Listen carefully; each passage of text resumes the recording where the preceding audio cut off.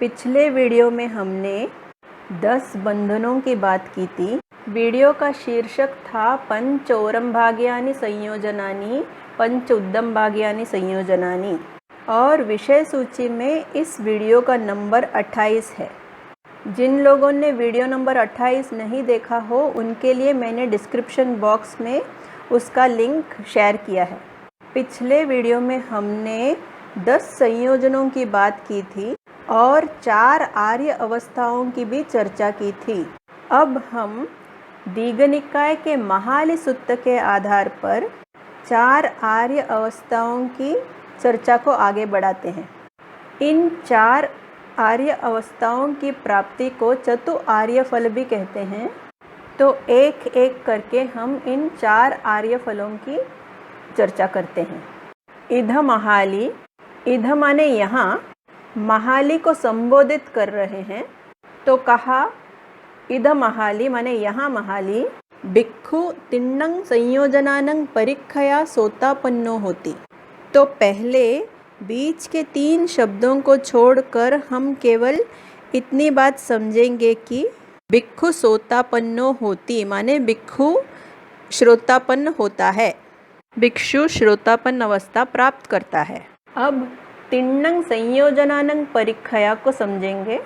3 संयोजनों के क्षय होने से प्रथम 3 संयोजन जब नष्ट होते हैं तब भिक्षु सोतापन्न अवस्था प्राप्त करता है। और आगे सोतापन्न के गुण बताए। अविनिपात धम्मो माने विनिपात धम्मो नहीं है। विनिपात माने अधपतन, अधोगति में पड़ना।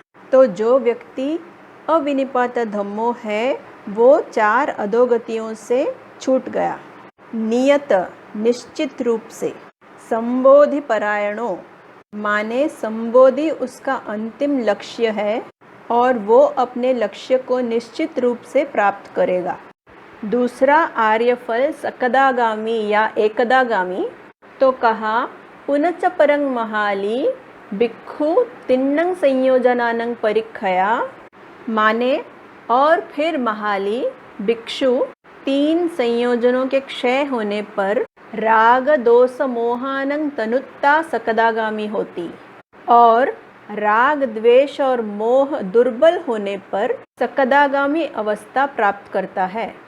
तनुत्त का अर्थ है दुबलापन। राग दोष मोहानंग तनुत्ता माने जब राग द्वेष और मोह दुर्बल होते हैं माने अभी समाप्त नहीं हुए। आगे कहा सखिदेव इमं लोकं आगंत्वा दुःख संतं करोति।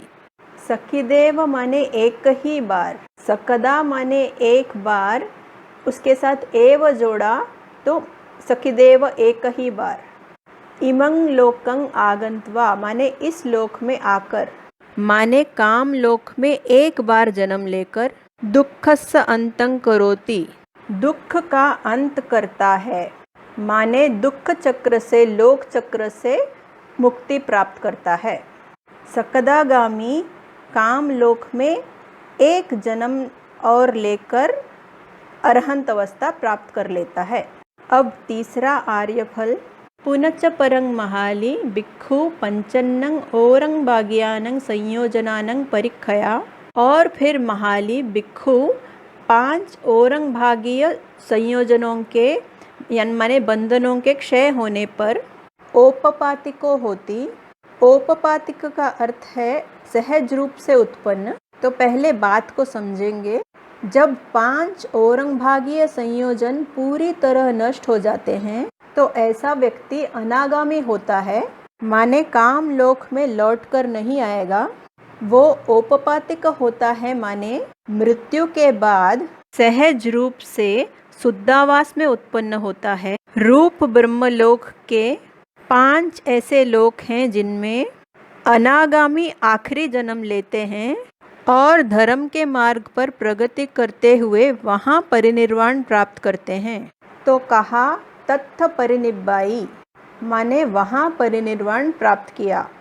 आगे कहा अनावत्ति धम्मो तस्मालोका।